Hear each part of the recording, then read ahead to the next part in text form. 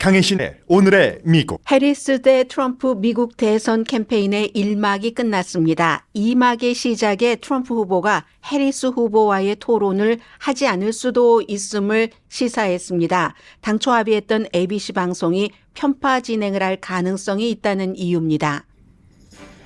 토론이 이뤄진다 해도 토론 내내 두 후보 모두의 마이크를 켜놓을지에 대한 이슈도 합의되지 않았습니다. 해리스 측은 켜놓기를 원하고 트럼프 측은 꺼놓기를 원합니다. 로버트 케네디 주니어 후보의 사퇴와 트럼프 지지로 트럼프 후보가 얻을 이득은 지지율 0.2%라고 여론 분석 매체 538이 예측했습니다. 월스트리트저널은 사설에서 트럼프 후보에게는 케네디 주니어 영입이 양날의 칼이 될 것이라고 지적했습니다. 민주당 전당대회로 형성된 해리스 후보에 대한 지지율과 기금모금 불꽃은 아직 꺼지지 않고 있습니다. 민주공화 양당 대선 후보는 같은 목적으로 이번 주 경합주에서 강행군을 합니다. 이스라엘과 헤즈볼라가 주말에 지난 몇 년 사이 가장 큰 대규모 공습을 한 뒤에 지금은 불안한 침묵의 시간입니다. 양측 모두 전면전은 피하려는 의도가 분명하고 이 일로 가자 휴전 협상이 완전히 끝나지도 않았습니다. 모든 시선은 헤즈볼라 배후에 있는 이란에 집중됐습니다. 트럼프 캠프 측의 낙태에 대한 입장이 중도 쪽으로 쏠리는 듯 보이지만 엘리자베스 워렌 연방 상원 의원은 공개적으로 낙태 금지 판결을 한 연방 대법관들을 지지하는 두 남자의 거짓말에 속을 여자는 없다면서 이 이슈에 불을 지핍니다. 프랑스가 메신저 앱 텔레그램 CEO를 테러리즘, 돈 세탁 등 범죄를 방조한 혐의로 체포했습니다. 동종 업종에 종사하는 일론 머스크나 로버트 케네디 주니어 등은 표현의 자유를 들어 듀로브 CEO를 지지하지만 텔레그램이 어린이 성매매 등 범죄에 대한 단속을 안 하고 못해온 것도 사실입니다. 39살인 듀로브는 자신의 생물학적 자녀가 100명이 넘는다고 밝히기도 했습니다. 듀로브 체포로 텔레그램과 연관이 있는 코인, 톤코인의 가치가 20% 이상 내려갔다 지금은 회복 중입니다. 살아있는 최고령 남성이 112세 생일을 기념하면서 장수 비결 질문에 대해서 한 답은 오늘의 미국 마지막 부분에 전해드립니다. 여러분 안녕하십니까? 오늘의 미국 강혜신입니다. 미국의 대통령 선거 캠페인은 마라톤이죠. 몇 년 동안 갈고 닦고 그리고 이제 안방에서 리빙룸에서 미국식으로 표현하자면 남의 집 그 아파트먼트 문을 두드리면서 신문에서 인터뷰도 하고 토론도 하고 그러면서 이제 전당대회 예비선거 코커스 이런 것을 다 치르죠. 올해는 카밀라 해리스라는 후보가 갑자기 약 한 달 전에 들어왔기 때문에 이런 모든 것들이 그것도 선거 4개월 전에 다 전통적인 것과는 완전히 분리가 됐습니다. 오랜 그 선거 기간, 그 캠페인 기간 마라톤은 사실은 후보에게도 또 유권자에게도 여러 가지 성장할 수 있는 기회를 주죠. 후보 같은 경우는 처음에는 뭔가 기술이 없어서 잘 못했다가 나중에 점점 이제 훌륭한 후보 정치인으로 바뀌어집니다. 버락 오바마가 가장 대표적인 예인데 처음에는 이제 오바마가 교수님 이렇게 불렸잖아요. 그것도 철학 교수님. 굉장히 딱딱하게 얘기를 하고 전문성 있게 얘기를 하다가 이 캠페인 마라톤 과정을 거치면서 소통을 잘하는 그런 사람이 됐습니다. 유권자들도 후보들을 그 마라톤 그 시기에 많이 알아볼 수가 있죠. 물론 단점도 있습니다. 다 그 사람이 그 사람이네. 냉소주의, 불신 같은 것도 많아지기도 하고 무엇보다도 에너지, 관심도, 열정 같은 것이 그럭저럭해 떨어지기도 합니다. 그리고 이제 아무리 이제 후보들도 단련된다 할지라도 기간이 길다 보면은 아주 그 실수를 할 수 있는 염려가 있잖아요. 그에 비해서 이번에 카밀라 해리스라는 후보는 그 모든 것들 다 없애고 본인이 됐고 실제로 테스트되지 않은 그런 대통령 후보로서의 사람이기 때문에 많은 그 어려움도 있었을지 모르지만 그 단계를 전부 뛰어넘었습니다. 그러니까 막 지지율도 엄청 높고 기금 같은 것도 많이 거치고 또 더군다나 이건 상대에 대한 그 실망에서 온 것도 있겠죠. 트럼프 후보가 아유 난 다른 건 다 몰라도 너무 분열적인 것 같아 뭐 이런 사람이라든가 각자 이유가 있는데 신인이라기보다 신진이 등장을 했으니까 이점을 많이 가졌습니다. 그리고 미국처럼 이렇게 오랜 동안 거의 몇 년 동안 마라톤 그 선거 캠페인을 하는 나라는 있지도 않습니다. 뭐 아시아에선 일본도 굉장히 짧고요. 미국, 미주 이쪽 지역에서 멕시코도 짧고 프랑스 같은 데도 아예 법으로 너무 길지 않게 하도록 만들어 놨고 하는데 아마도 이제 그 대선 캠페인 1막이 끝나고 오늘 2막이 시작되는 날인데 지금 와서 보면 카멜라 해리스 후보가 한 1년 내지 1년 반 정도를 캠페인을 해왔다면 이 자리에 서지 않을 가능성도 상당히 그 높아 보입니다. 어려웠을지 모릅니다. 그런데 이제 일단 전당대회 끝났고 지지율은 전국적인 지지율은 뭐 7% 정도 그리고 그 전국 지지율은 특히 이제 온건한 유권자들 무당파 사이에서 트럼프와의 격차를 많이 넓혔고요. 그 반면에 트럼프의 경우는 오늘도 그 USA 투데이가 일면에 자세히 전했던데 해리스 쪽으로 라틴계의 지지도 많이 간다고는 하지만 아직도 남자와 여자 사이의 지지율에 엄청난 그 서로 차이가 있습니다. 트럼프는 남자 지지를 많이 받고 카멜라 해리스 후보는 여자의 지지를 많이 받고 해리스 캠프에서는 팽팽한 접전이 될 것이다라고 경고를 하고 있고 트럼프는 주말에도 인터뷰하는 것 보니까 아니 여론조사 그거 다 거짓말이야. 여론조사 한 것 보면은 발표되는 여론조사는 거짓말이야. 실제로 여론조사를 하면 95%가 내가 해리스보다 훨씬 위야. 이렇게 주장을 합니다. 이 상황에서 오늘 이제 해리스 팀은 조지아주에서 버스를 타고 간다는 것은 여러 군데를 방문한다는 거잖아요.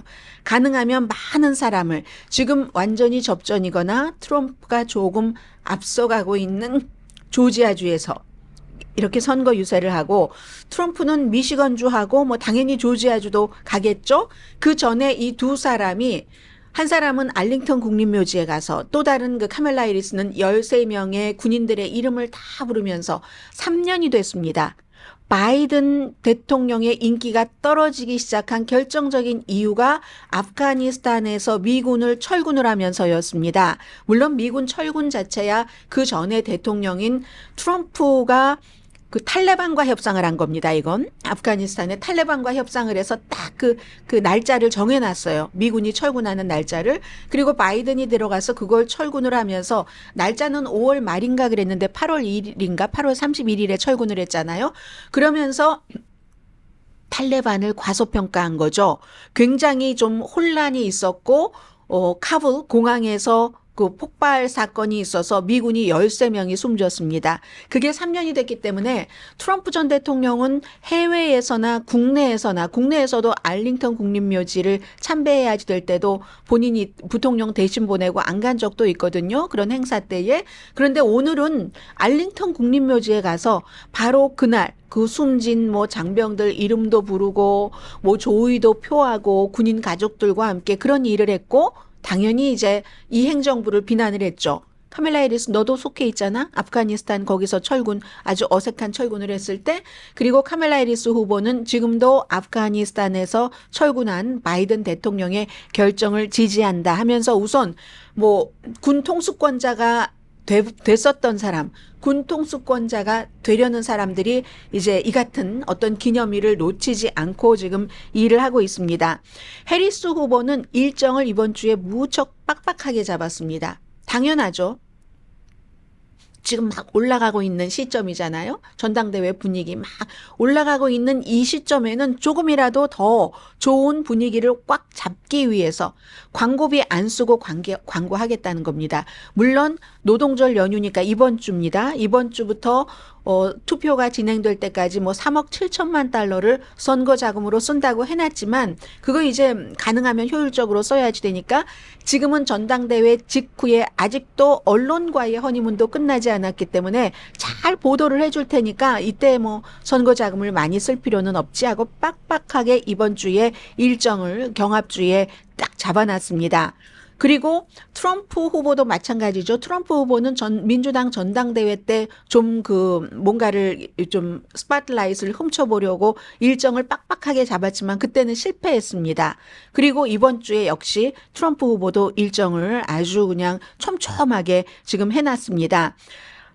기금 모금도 뭐 엄청나게 차이가 나서 뭐 비교할 필요도 없을 그럴 정도로 뭐 한 달 동안에 5억 4천만 달러를 모았다고 하니까요. 그런데 지금부터 2막 시작에서 제일 중요한 것은 이번 주말 다음 주까지 노동절 연휴가 끝나면 미국도 리빙룸에서 막 사람들이 얘기를 하죠. 정치 얘기 안 하기로 하고도 합니다. 하면서 이제 여러 가지 여론들이 만들어지고 바로 직후인 9월 10일에 ABC에서 토론을 하기로 이건 바이든과 약속을 해놨었던 겁니다. 그걸 이제 뭐 카멜라 해리스가 받겠다고 했으니까 받아서 서로 하는 건데 트럼프가 어제 저녁부터는 안 할 수도 있다는 그런 뉘앙스를 슬쩍 풍기거든요.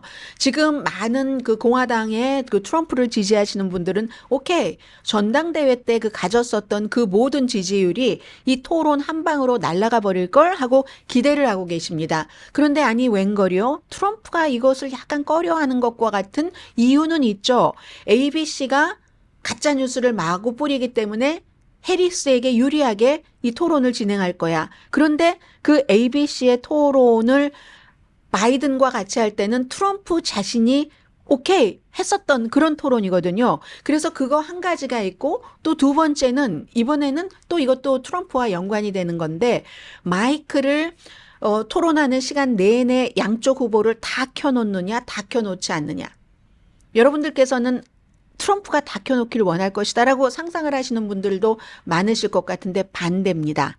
해리스 후보 측에서 ABC 측에 이거 바이든이랑 트럼프랑 하기로 할 때는 바이든의 요청에 의해서 마이크를 바이든이 얘기할 땐 트럼프 거 끄고 트럼프가 얘기할 땐 바이든 거 끄고 했습니다. 왜냐하면 트럼프가 두려우니까 바이든 대통령으로서 아무 말이나 계속 차고 들어가면 아무도 트럼프 후보가 하는 말을 끊지를 못합니다. 그래서 그렇게 요청을 했고 또 트럼프가 그걸 떼쪽해라고 했습니다. 그리고 보통 공화당 민주당의 후보의 토론회에서는 마이크를 양쪽 다 켜놓습니다. 해서 논쟁이 있을 때는 막 서로 논쟁하고 이건 좀 심하다 싶으면 사회자가 차고 들어가고 하는 게 이제 보통 그 전형적인 토론 방식이었거든요. 이번에는 해리스 후보는 켜놔라 하는데 트럼프 후보 측에서 트럼프에게 아예 알리지도 못했다는 얘기도 들립니다. 폴리티코가 제일 먼저 보도했고 이 내용이 토론이 너무 중요하니까 세계 모든 나라에서 폴리티코를 인용을 해서 보도를 합니다. 그러면 트럼프 캠페인 측에서는 왜 마이크를 끄는 것을 원하는가? 이건 카멜라 해리스가 검사 출신이기 때문에 토론에 능하다고 판단을 하고 이제 카멜라 해리스가 트럼프가 막 약오를 수 있는 그런 식으로 막 몰고 가면 트럼프가 어느 순간에 그냥 그 마이크에다가 대고 온갖 것을 다 쏟아 놓을 것을 트럼프 캠페인 측에서 걱정을 한다는 겁니다. 미끼에 걸리는 거죠. 해리스의 미끼에 걸리는 것. 해리스는 뭐 트럼프를 또 잘 알고 있으니까 그러나 이 얘기를 트럼프에게는 하지조차 못했다라고 얘기를 아무튼 폴리티코의 보도에 따르면 그렇습니다. 그래서 이것도 합의가 안 됐어요.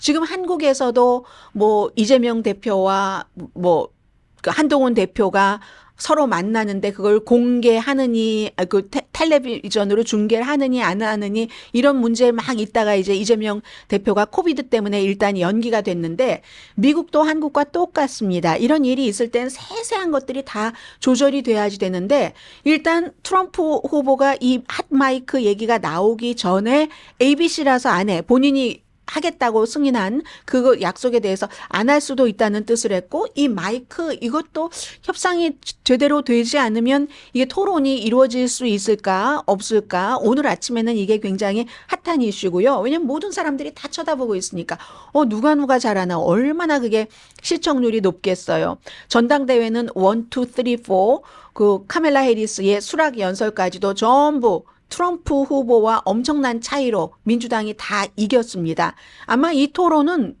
지난번에 바이든과 트럼프의 토론이 5,100만 명이 봤는데 그것보다 더 많이 볼 가능성이 굉장히 높죠. 그래서 이제 이 문제 때문에 이제 이거는 아직 모르는 일이고, 그리고 많은 분들이 9월 4일 팍스에서의 토론을 얘기를 하는데, 팍스에서의 토론은 3자가 합의한 게 아닙니다. 트럼프 후보가 팍스와 이렇게 연락을 해서, 원래 팍스는 사실은 자격이 없었거든요. 왜냐하면 지난번에 선거할 때 모든 당을 다 공정하게 그 전당대회라든가 모든 것을 토론을 예비선거에서의 양당의 토론을 다 보도를 한 그런 매체가 이제 후보가 됐을 때 그 후보들의 토론도 할 자격이 있는 거거든요. 그런데 팍스는 과거에 예비선거 때는 민주당 거는 해주지 않고 공화당 것만 해줬기 때문에 자격이 없어서 거기에 명함을 이번에 내밀지 못하고 있다가 나중에 트럼프와 같이 이렇게 뭘 해서 우리 해보자 하는 거고, 거기에 대해서는 카멜라 해리스는 오케이, ABC는 약속을 했었던 거니까 양당이, 양 캠페인이 하겠다. 그리고 그 다음은 이제 1차 그거 하는 거 보면서 결정하겠다 했거든요. 그런데 이게 토론이 이루어지지 않는다면 정말 사람들은 실망이 조금 클 것 같고요. 그러니까 해리스는 트럼프가 본인과 토론을 하면서 굉장한 실수를 하기를 바라는 거죠. 더군다나 지금 해리스에 대한 지지율이 엄청나게 높으니까, 허니문 때니까, 그때는 트럼프가 토론에서 만약에 실수하면은 엄청난 데미지가 가는 겁니다. 트럼프 후보에겐. 아무튼 그리고 트럼프로서는 또 바이든의 3년 반의 모든 나쁜 일들이 다 당신도 거기에 같이 있었잖아 하는 것을 강조를 하겠지만, 아무튼 지금 토론에 대해서는 불분명하다 하는 거고, 또 하나 중요한 것은 로버트 케네디 주니어가 이제 후보를 사퇴를 하고, 그리고 이제 트럼프 후보를 지지하면서 어제도 열심히 나와서 인터뷰를, 팍스에 특히 많이 나오더군요. 인터뷰를 하면서 내가 민주당에게 악감정이 있어서 그런 게 아니라 트럼프가 뭐 정말 괜찮은 점이 많고 마가가 정말 좋다, 뭐 이렇게 얘기를 했어요. 민주당이 그동안 로버트 케네디 주니어의 이름이 투표용지에 오르지 않도록 하려고 많은 것에 대해서 어떤 그 제어 장치를 썼습니다. 법적으로 이게 이렇게 해서 뭐 몇 명의 서명이 있어야지 되고 지지율이 얼만큼이 나와야지 되고 그래야 그 주에 이름이 올라가는데, 결국은 로버트 케네디는 그걸 해내지 못했습니다. 22개 주에만 이름이 올려졌고 뉴욕 같은 데도 이름이 못 올려졌고, 그 사이에 돈은 점점 떨어져서 빚지게 됐고, 억만장자는 엄청 욕하는데, 로버트 케네디 주니어가 억만장자라서 하이어를 했었던 그 부통령 후보가 더는 돈을 못 대겠다 하면서 뭐 이미 준 돈까지 리펀드 받아가고 하니까 돈이 없고 지지율도 나오지 않고 하니까 결국은 사퇴할 수밖에 없었고, 사퇴를 하면서 해리스 후보에게도 타진하고 트럼프 후보에게도 타진을 했는데, 해리스 후보 측에서는 만나주지조차 않았고 트럼프 후보 측에서는 본인이 전당대회도 찾아가고 말하려고도 찾아가고 하다가 결국은 트럼프를 지지하게 된 겁니다. 오늘도 인터뷰하는 거 보니까 트럼프가 특별히 어떤 장관직을 약속하지는 않았다라고 얘기를 하는데, 결국은 쭉 가다가 로버트 케네디 주니어라는 사람이 후보 사퇴를 함으로써 누구에게 얼만큼 이득이 되는가 이잖아요. 여러 가지를 다 해보니까 맥시멈 4%에서 5% 정도 지지를 받고 있는데, 그 사람들 가운데서 음모론에 있어서는 케네디와 트럼프가 아주 딱 맞는 게 있으니까 그렇게 트럼프에게 지지할 사람들도 있을 것으로 봅니다. 그러나 어떤 사람들은 나는 케네디가 아니면 싫어하고 아예 투표장에 나가지 않는 사람들도 있을 테고, 거기서 더 민주당에서 바이든 때문에 집 나왔다가 아직도 머무르고 있다가 다시 민주당으로 돌아가는 사람들도 있을 테고, 결론은 가장 좀 전문적이고 한 그런 그 538이라는 여론조사를 주로 이제 분석하는 그런 매체는 최소한의 영향을 미칠 것이다. 오늘의 미국에선 처음부터 말씀을 드렸습니다. 미미한 영향을 전문가들을 통해서 미칠 것이기 때문에 결국은 한 0.2% 정도 이득을 얻을 가능성이 있다. 근데 이것도요, 0.2%도 경합주에서는 굉장히 이제 큰 역할을 할 수도 있고 아닐 수도 있고, 그리고 로버트 케네디 주니어는 11명이거든요. 로버트 케네디 전 그 장관이, 법무장관이 한 와이프와 18년 동안 살면서 11명의 자녀를 낳았습니다. 11명 자녀 가운데서 그 가운데 한 사람이 로버트 케네디 주니어인 거예요. 이번에 출마했었다가 트럼프를 지지한. 해서 누나, 뭐 형, 동생 모두가 다, 가족은 의견을 낼 만한 사람들은 다 뭐 LA 타임스의 어피니언으로 아니면 인터뷰로 저 사람이 권력에 너무 집중하는 사람이야, 우리 가문에 망신을 시켜 하고는 하지만 어쨌든 본인의 결정이고 트럼프의 결정이죠. 그래서 지금으로서는 뭐 큰 영향을 미칠 수 있다고 보는 사람은 별로 없는 것 같고, 많진 않은 것 같고, 이제 월스트리트저널이 사설을 썼습니다. 사설에서 트럼프에게 양날의 칼이라고 했는데, 격전지에서 어느 정도는 도움이 되는 것은 분명하겠죠. 그 도움이 판세를 뒤집을 정도냐 아니냐에서 판세를 뒤집을 정도는 아닌 것으로 보임이 아직까지인 것 같고요. 그리고 사실 너무 일찍 지지했잖아요. 이런 것은 거의 끝에 막 캠페인 다 끝까지 갔다가 딱 결정적인 순간에 해야지 효과가 확 나오는 건데, 지금 하면은 효과가 이제 다 잊어버리게 되잖아요. 몇 개월 지나면은. 그런 것도 있습니다. 더군다나 격전지에서도 무당파의 표를 봐야지 되는데, 무당파들은 트럼프 후보도 극단적이고 부분적으로 상당히, 그리고 로버트 케네디 주니어도 굉장히 그 극단적인 사람이잖아요. 통하는 건 있어요. 두 사람 다 우크라이나 전쟁에 반대한다는 것이라든가 테크 업계에 대해서 검열하는 것을 반대한다던가. 그렇지만 월스트리트저널은 로버트 케네디 주니어는 자신의 늪 속에 빠져 살아온 사람이다라고 얘기를 합니다. 백신 반대하죠. 기후변화, 여기에 대해서는 본인이 환경법 전문 변호사니까 바이든이 온건해 보일 정도로 굉장히 극단적인 얘기들을 많이 했습니다. 이건 기후변화, 친환경 정책이 스캠이야, 사기야라고 얘기하는 트럼프와는 반대되는 거잖아요.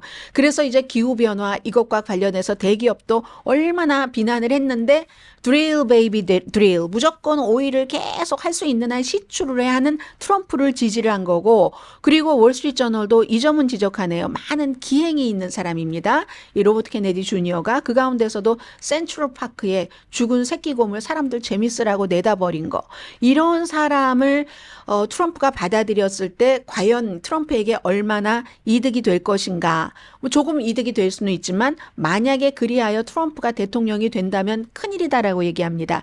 예를 들어 지금은 장관 자리 같은 것을 약속받지 않았다라고는 얘기를 하지만, 그러나 다른 뭐 부분적으로 협조한다고는 했어요. 그럼 헬스케어라든가 환경 문제라든가 뭐 어느 곳에 들어가든지 굉장히 그 극단적이고 무척 그 미래에 나쁠 것이다. 이게 이제 월스트리트저널의 지적이다 하는 건 말씀드리고요.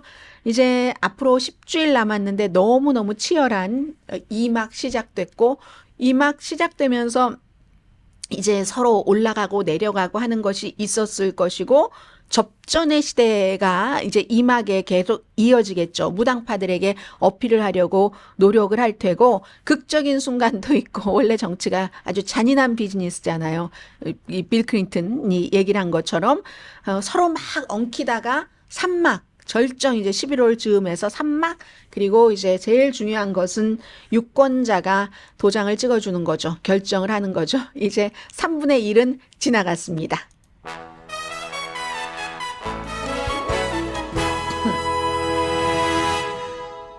잠시 뒤에는 오늘 미국의 모든 신문의 일면에 실린 공통적인 뉴스가 미국 뉴스가 아닌 게 있습니다.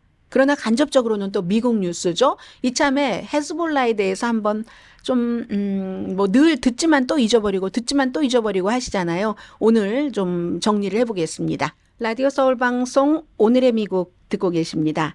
네, 오늘 뭐 모든 미국 신문 전체적으로 전부 뭐 금요일 오후에 있었던 일이기 때문에 로버트 케네디 주니어가 트럼프 후보를 공식적으로 지지한 것, 그리고 뭐 해리스 후보의 지지율, 저는 뭐 수치 같은 것은 여러분들께 많이 말씀드리지는 않았습니다. 어쨌든 해리스가 전국적으로나 격전지 지금 그 블루월 세 군데, 위스콘신, 미시건, 펜실베니아는 이제 조금 더 격차를 벌여가는 것 같고요. 그리고 남부 선벨트, 뭐 조지아라든가 뭐 노스캐롤라이나라든가 애리조나 이쪽도 격차를 거의 줄여가는 그런 분위기인 것 같습니다. 그런 것들을 냈고, 그리고 모든 신문이 일면에 공통적으로 이스라엘과 헤즈볼라와의 어떤 싸움, 이것이 전면전이 될 것인가요? 전면전이 되면은 중동 전쟁 일어나고 하니까 거기에 대해서 이제 실었거든요. 모든 신문 다 마찬가지입니다. 긴장은 고조된다 하는데 저는 이 보스턴 글로브가 좋습니다. 이게 좀 그다지 쉽지 않은 불안한 불편한 침묵, 서로 막 이제 공격을 하고 나서 지금 조금 스탑돼 있는 상황이거든요. 우선 헤즈볼라 말씀드리기 전에 이 공격, 이게 왜 중요하고 어떻게 됐고 뭐 하는 것부터 좀 전해드리겠습니다. 그러니까 불장난을 한다, 이스라엘과 헤즈볼라가 이렇게 표현을 하는데, 전쟁에서의 불장난이라는 게 정말 어떻게 될지 몰라서 불안한, 세계에 다 여파를 미칠 수 있는 그런 것이라는 얘기잖아요. 전면전으로 가는가, 가자 휴전에 어떤 영향을 미치는가, 미국 대선에는 어떤가 하는 것. 먼저 이제 이스라엘이 미국은 여기에 선제 공격하는 데는 가담하지 않았다고 하는데, 이스라엘이 레바논에 있는 헤즈볼라를 선제 공격을 해버립니다. 왜 선제 공격을 하냐면 헤즈볼라가 이스라엘을 공격하려고 하는 움직임을 다 감지를 했다는 겁니다. 이건 이스라엘의 국방부나 모사드뿐만이 아니라 미국의 정보국도 같이 그런 것을 결론을 내렸어요. 그러니까 우리가 공격당하기 전에 선제 공격을 하자 해서 이스라엘이 먼저 뭐 전투기들을 뭐 100대라든가요 동원을 해서, 국경으로 치면은 레바논 남부가 되겠죠. 이스라엘 이제 서북부. 거기 헤즈볼라의 미사일 발사대 수십 곳을 폭격을 했습니다. 해서 이제 헤즈볼라 전사들이 몇 명이 숨졌죠. 그리고 이게 2006년 이후에 두 나라 전쟁한 것, 두 나라라기보다는 레바논에 있지만 헤즈볼라는 국가는 아니니까요. 가장 큰 서로의 싸움이었습니다. 그리고 나서 헤즈볼라는 이스라엘 북부에 뭐 한 320개 이상의 무슨 로켓과 드론을 발사했다고 하는데, 이건 원래 그러니까 예정돼 있었던 거예요. 이스라엘이 선제 공격을 하긴 했지만, 이게 바로 한 달 전에 헤즈볼라 사령관을 이스라엘이 레바논 베이루트를 공습을 해서 암살시켰잖아요. 그리고 비슷한 시기에 이란을 방문 중인 하마스의 지도자도 이란에서 암살을 시켜버렸죠. 거기에 대해서 보복을 하겠다 한 게 하루 이틀 사이에 합니다. 한 게 이제 지금 한 달이 온 겁니다. 그렇게 해서 그렇게 딱 서로 공격을 하고 나서는, 그리고 나서는 우리 이거 끝 아니야, 네타냐후도 끝 아니라고 하고 헤즈볼라도 이거 끝 아니야 라고 얘기를 하는데, 그럼에도 불구하고 우리가 그렇다고 전면적으로까지 나가는 것을 원치는 않아라고 말을 합니다. 그럼 헤즈볼라로서는 우리 사령관을 암살시켰는데 뭔가를 해서 보여줘야지 되잖아요. 헤즈볼라 전투사들에게도. 그래서 한 것이고, 이스라엘은 아니 우리가 공격을 받게 됐는데 그걸 가만히 둘 수가 없죠. 왜냐하면 장거리 미사일로 이스라엘 첩보기관 모사드, 그리고 정보국이 있는 텔라비브 북쪽의 글로트 단지, 여기에 이제 공격을 할 예정이었고 뭐 공격을 했고 11군데를 공격했다고 하고, 그래서 많은 나라에서 텔라비브에 지금 비행기 못 뜨게 하고 있습니다. 아무튼 그럼 왜 이렇게 오래 걸렸냐? 미국에서도 저도 하루 이틀 사이에 일주일 사이랍니다. 미국에서 지금 그렇게 보고 있답니다. 했는데, 이 이전에도 한번 이란의 어떤 혁명 수비대의 중요한 인물을 이스라엘이 시리아에 있는 이란 대사관을 폭격을 함으로써 숨지게 했습니다. 그때 이란이 이스라엘에 보복한다고 해서 하기는 했어요. 처음으로 이스라엘의 영토까지 이란이 이제 뭘 날렸는데, 그때 어땠습니까? 이스라엘이 거의 방공망으로 거의 막았습니다. 이스라엘 혼자 막은 게 아니라 미국도 막아주고 해서 이거 동맹국 도움으로 전부 다 막아버렸기 때문에, 이거 웬만큼 해서 체면 우리가 했다는 얘기를 해줘야 되는데, 헤즈볼라도 이란을 지원을 하고 있으니까요. 그래서 이거 헤즈볼라도 우리가 이거 체면 차례는 해야지 되는데, 이란도 뭐 헤즈볼라 하면 곧 이란이니까 체면 차례는 해야지 되는데, 섣불리 했다가 뭐 좀 아무것도 아닌 것 같고 해서 한 달 동안을 질질 끌다가 지금 서로 공격을 해놓고는 우리는 우리의 목표를 이뤘다라고 체면 차례를 하는 거예요. 그러니까 save the face를 하는 거예요. 그렇게 이제 하는 거고, 그렇게 해서 이제 일단은 끝났는데, 그리고 이제 미국은 그럼에도 불구하고 이란이 또 다른 걸 하면 어떻게 해서 이란을 저지하기 위해서 항공모함 2척을 이제 또 그쪽으로, 중동 쪽으로 이동을 했습니다. 당연히 이란은 우리나라에 온 손님인 대통령 뭐 취임식 축하하려고 왔잖아요. 하마스의 사령관이. 그런데 그걸 우리나라 땅에서 우리 수도에서 암살을 시켜? 그리고 우리가 지원하는 헤즈볼라의 사령관을 암살시켜? 이거는 말이야 벌을 줘야 돼 하더니 이제 벌을 줬다라고 얘기는 하고 있고요. 이거는 또 이란으로서 무엇을 얘기하면 이란에서 시리아에서 이스라엘이 또 폭격을 해서 이란의 혁명수비대 사령관들 숨졌잖아요. 그러니까 군사적인 것, 미국도 국방부는 강성이고 국무부는 좀 온건합니다. 항상 국방부가 무슨 일이 있으면 이거 무기가 있으니까 뭔가 있으면 쓰고 싶잖아요. 이거 저 상대를 강하게 벌해야지 돼 하면 국무부가 또 살살 달래고 대통령이 그 사이에서 해서 외교적으로 문제를 풀고 하잖아요. 이건 이 정도에서 끝날 수 있다는 것은 이란의 새로운 대통령이 혁명수비대가 이스라엘에 더 강하게 공격을 해야지 돼. 뭐 중동전이 일어나거나 말거나 뭐 예를 들어 이렇게 하는 것을 눌렀다는 뜻이 됩니다. 그러면 이란의 새로운 대통령이 어떤 역할을 했다. 마수드 페제쉬시칸의 놀라운 승리라고도 볼 수 있는 거고요. 그리고 어느 쪽도 이스라엘도 지금 헤즈볼라도 가자 지구의 그 휴전 협상을 방해했다는 그런 그 원망을 받길 원치 않습니다. 세계 다른 나라로부터 니들끼리 그렇게 싸우면서 협상이 이게 결렬됐지? 왜냐하면 헤즈볼라는 지금 이스라엘에 대한 분노, 이스라엘에 대한 어떤 증오로 만들어진 단체가 헤즈볼라이기 때문에 어떻게 이스라엘이 가자 지구를 그렇게 할 수가 있어? 이렇게 하면서도 헤즈볼라나 이스라엘이나 이 휴전 협상이 우리 때문에 깨졌다는 소리는 듣기를 원치 않습니다. 그래서 다시 지난주에 성과가 없었던 카이로의 회담에 이스라엘도 참석을 한다고 하고요. 가자지구 휴전도 결국은 이것으로서 완전히 끝난 것은 아니다. 헤즈볼라도요. 가자지구에서 전투 완전히 끝내면 이스라엘이 끝내면 우리도 이스라엘의 적대 행위 안 하겠다. 이번에 좀 커서 그렇지 이스라엘이 가자지구에서 계속 폭격을 하는 동안 한 번도 헤즈볼라가 이스라엘을 그냥 편히 쉬게 한 적이 없습니다. 늘 뭔가 국경에서 어떠한 일이 일어났었습니다. 아무튼 그래서 휴전 협정이 죽지 않았기 때문에 이 휴전 협상이 이루어지게 되면은 다시 이스라엘과 하마스가 전쟁을 하기 전에 어땠습니까? 아브라함 무슨 어코드라고 해서 사우디아라비아가 이스라엘을 국가로 인정하고 막 이런 일들이 막 일어날 그럴 참에 이런 일이 일어나서 사우디아라비아도 하마스는 밉지만 중동 같은 민족이라는 것 때문에 팔레스타인 사람들이 힘드니까 눈치 좀 봐야 되고 했죠. 그런 일들이 이제 다시 시작되게 되는 것이고 다 이런 것들이 미국이나 이스라엘이나 아랍 국가들 가운데서도 이란을 적으로 두는 국가들이 많기 때문에 같이 이제 공동의 적인 이란을 견제하기 위한 이런 여러 가지 일은 아직 뭐 죽지 않은 거죠. 그래도 알려지지 않는 사실이 많은 게 전쟁을 원하지는 않지만 헤즈볼라나 이스라엘이나 그러나 우리는 상대가 어떻게 할지 모르므로 준비는 한다라고 얘기합니다. 뭐 상식적인 얘기죠. 그리고 누가 백악관을 차지할 것인가에 따라서 상당히 달라집니다.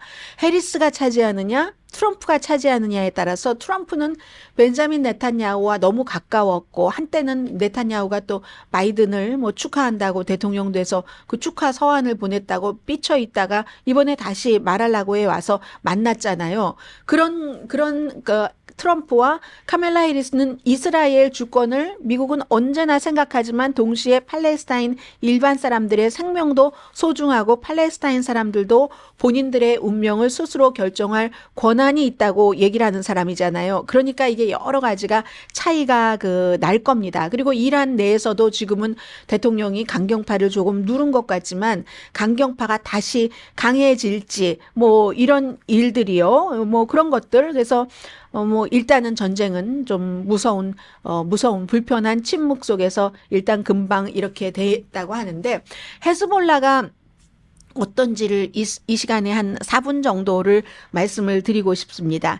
헤즈볼라는요, 레바논의 군대가 아닙니다. 그리고 세계 많은 나라에서 미국을 포함해서 테러리스트 그룹이라고 규정을 했어요. 이란이 만든 거죠. 이스라엘이 미워서. 이란과 이스라엘은 지금 국경이 맞대 있는 국가가 아니잖아요. 이란이 훨씬 이스라엘의 동쪽에 있고 레바논은 이스라엘의 북쪽에 국경을 맞대고 있고 해서 이란은 완전히 뭐 이스라엘 미워하는 힘으로 살아가는 국가인데 그러니까 레바논의 헤즈볼라라는 이런 세력을 만들어서 계속 지원을 합니다. 무기도 지원하고 돈도 지원하고 하는데 이 레바논 내부에 군인은 아니지만 헤즈볼라도 어떤 레바논 국가의 공로 같은 것이 있어요. 공로 같은 것이 있으니까 사람들도 어느 정도 인정을 합니다. 헤즈볼라를 시아파입니다. 시아파 무슬림 조직인데 1980년대 초에 이제 이스라엘에 반대하기 위해서 이란이 만들었고 당시에 이스라엘군이 레바논 내전 중에 막 남부 레바논을 점령을 하고 막 이랬을 때예요. 근데 헤즈볼라가 막 그 이스라엘을 몰아냈거든요. 그러니까 레바논 사람들로서는 헤즈볼라가 역할을 했다라고 생각을 하겠죠. 그리고 이 헤즈볼라는 미군에게도 굉장히 치명적인 그런 공격 같은 것을 많이 했고 심지어 이제 걸프 아랍 국가도 서방 국가 이스라엘, 미국과 함께 이 헤즈볼라를 테러 조직으로 지정을 하는 그런 국가들도 많이 있는데 헤즈볼라를요. 다 없애보려고 이스라엘이 엄청나게 많은 일을 했습니다. 레바논 남부 거점을 침공하고 또 침공하고 했는데 안 없어져요, 이게. 헤즈볼라는 살아남고 그 이후로 오히려 전투원 숫자를 늘리고 무기도 더 좋은 무기를 갖게 됩니다. 이게 미국이 아프가니스탄에서 누구죠? 오사마 빈 라덴을 잡는다고 이렇게 해도 계속 알카이다는 또 다른 이름으로 아이시스 등등 알카이다도 그대로 존재하고 이렇잖아요. 똑같습니다. 무력으로 막을 때는 항상 무력이 더 커져요. 상대의 무력도 나의 무력도. 자, 그런 일이 있고 그리고 헤즈볼라의 최고 지도자가 성직자죠. 당연히 시아파의 성직자인데 1992년부터 세이크 하산 나스랄라가 이란의 최고 지도자인 알리 하메네이 아야톨라와도 아주 관계가 깊습니다. 그리고 이 헤즈볼라의 최고 지도자도 암살당할 것이 두려워서 바깥에 나오지 않아요. 그러나 일주일에 한 번씩 반드시 텔레비전 연설은 하고 헤즈볼라는 세계에서 국가의 군대는 아니지만 가장 강하다고도 볼 수 있는 그런 집단이거든요. 헤즈볼라 측에서는 우리 한 10만 명 돼. 하지만 다른 데서는 한 2만 5천에서 한 5만 명 사이 굉장히 훈련이 잘 돼 있고요. 시리아 내전에서도 싸웠었고요. 로켓도 12만 개에서 20만 개 로켓과 미사일도 갖고 있고 그리고 또 일부는 이스라엘 아주 깊숙한 지역까지도 공격할 수 있는 유도 미사일이죠. 그런 것들 대공 미사일, 대함 미사일도 다 갖고 있고 그러니까 한마디로 이스라엘이 하마스와 전쟁을 하는데 하마스보다 헤즈볼라와 전쟁하기는 훨씬 힘들다는 거죠. 그러니까 이게 전면전이 될 것인가 되지 않을 것인가 해서 이스라엘도 생각해야 되고 미국도 생각을 해야지 되고 그리고 헤즈볼라는 이제 가자 지구에서 이스라엘이 폭격을 멈추면 우리도 이스라엘 공격 안 하겠다. 이렇게 되는데 이거는 이제 모든 나라의 정치 상황에 따라서 중동은 아직도 이게 이렇기 때문에 화약고인 것입니다. 근데 지금으로서는 당장 지금 이 순간부터 전면전으로 가지는 않을 것으로 보이니까 여러분들도 갑자기 오일값이 올라가네 이런 걱정은 조금 안 하셔도 될 것 같아요. 그리고 잠시 뒤에는 텔레그램은 한국 분들이 굉장히 많이 쓰시던데요. 한국 정치인들은 거의 쓰는 것 같아요. 왜냐하면 암호화되어 있기 때문에 다른 사람들이 알 수가 없으니까. 그런데 이 텔레그램을 만들었고 지금 운영을 하고 있는 젊은 CEO가 프랑스에서 체포됐잖아요. 도대체 텔레그램 왜 체포됐고 여기에 대해서 찬반이 엄청 많습니다. 미국 안에서도 그리고 이 체포된 39살의 이 CEO도 굉장히 기행을 하는 그런 사람입니다. 잠시 뒤에 전해드립니다.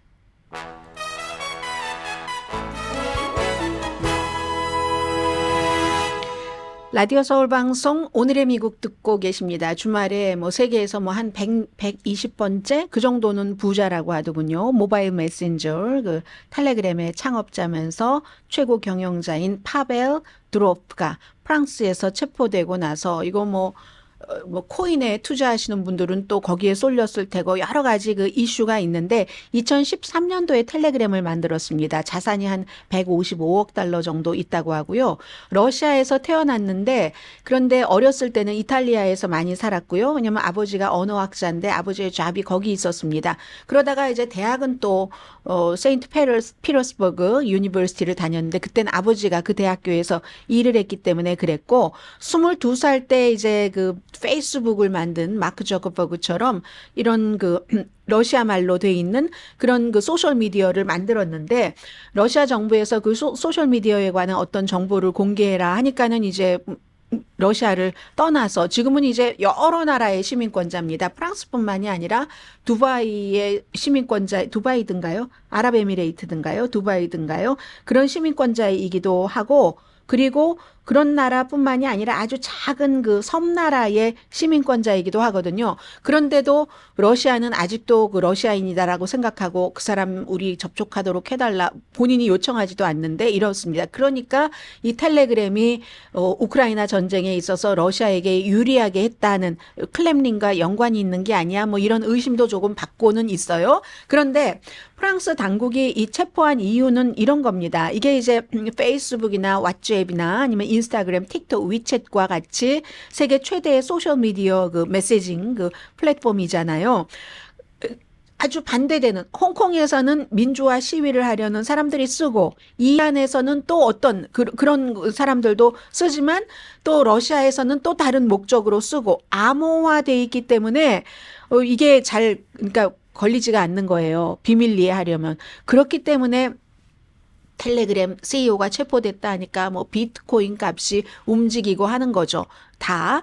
그래서 더군다나 이런 메시지를 주고받는 플랫폼의 소유자가 이 사주가 이 컨텐츠 때문에 체포되는 일은 전례가 없는 일입니다. 이제 허위 정보가 퍼질 수 있다. 이미 허위 정보가 많이 퍼졌고요. 그런 비판은 많이 받고 있는데 말하자면 시위를 할 때 어디서 모이자 하는 그런 비밀 메시지도 되지만 음모론, 신나치주의, 무슨 테러 관련 컨텐츠들이 너무 많은데 관리를 안 합니다.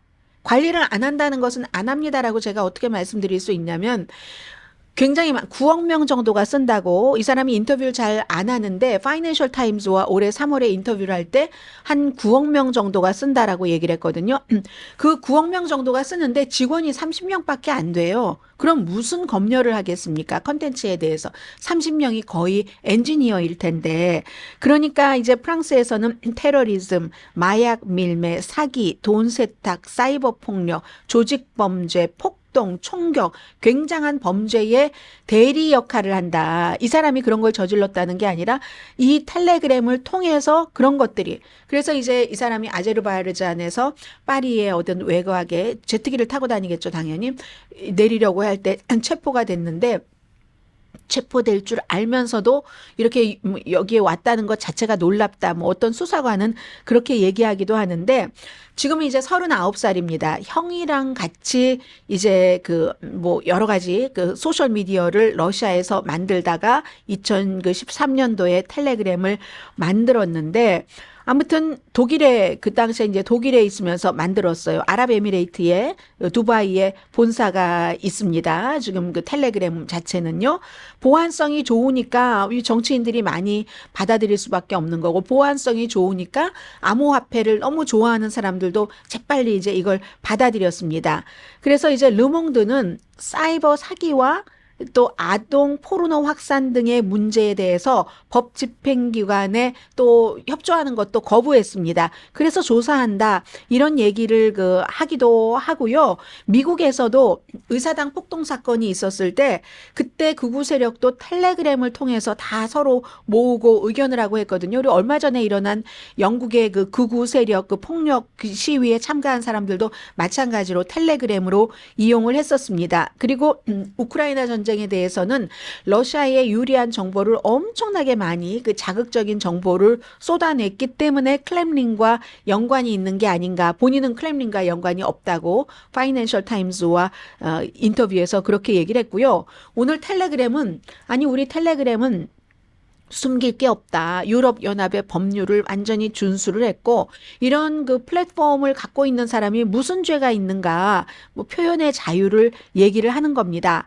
그러니까 이제 럼블의 CEO, 럼블도 유튜브라든가 아니면 페이스북 이런 데서 막 테크 업계에서 여러 가지 부작용이 생기니까 자체에 좀 검열을 해라 해서 검열을 시작할 때 이제 럼블이 생겼잖아요. 왜냐하면 유튜브에 너무 많은 음모론을 퍼뜨리는 사람들이 쫓겨나서 간 곳이 럼블이잖아요. 그 럼블의 CEO라든가 아니면 터커 칼슨이라든가 일론 머스크 이런 사람들이 전부 프랑스를 비난을 하고 이 CEO를 이제 지금 한 나흘 정도인가를 조사를 할 수 있다고 하거든요. 석방하라. 일론 머스크는 석방하라 하고 로버트 케네디 주니어도 역시 표현의 자유를 보장을 해야지 되는 때다. 이런 얘기를 합니다. 그러니까 프랑스의 임마누엘 마크롱 대통령이 프랑스는 어느 나라보다도 표현의 자유와 혁신, 기업가 정신에 굉장히 공감을 하고 그렇게 일을 하고 있는 나라다. 이거 정치적인 게 아니라 이건 완전히 판사가 판단한 몫이다. 이렇게 얘기하면서 96시간이라네요. 조사받는 그런 시간이요. 그런데 하나는 이 사람은요. 본인이 생물학적인 자녀가 100명도 넘는다고 얘기를 합니다. 39살이고 결혼은 또 안 하기를 원한대요.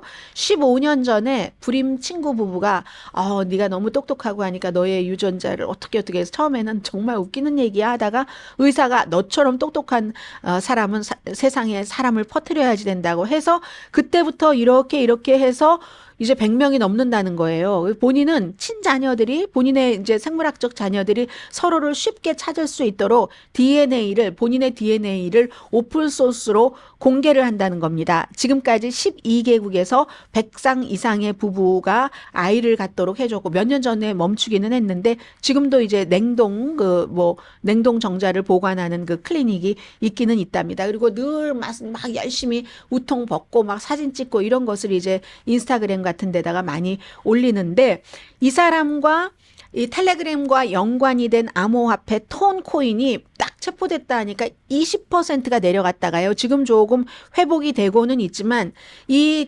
톤코인과 텔레그램이 분리되긴 했어요. 그러나 처음에 이걸 만드는 사람이고 그리고 어쨌든 텔레그램에서 이용하도록 톤코인이 만들어진 것이고 하기 때문에 거래한 사람들은 이 연관성을 충분히 알고 있는 거죠. 그래서 이제 이 텔레그램이라는 것은 어떠한 세계적인 문화 현상이라고 할까요? 해서 전해드렸습니다.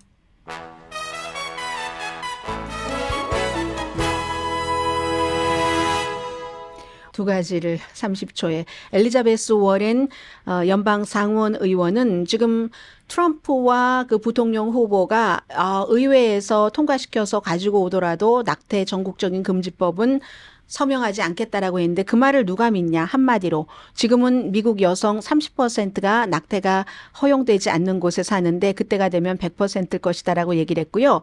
영국에서 112세 할아버지가 지금 가장 세계에서 나이가 많은 남성이거든요. 장수 비결 물어보니까요. 그냥 주는 대로 먹고요. 제가 어떻게 알겠어요. 저는 비결 없습니다.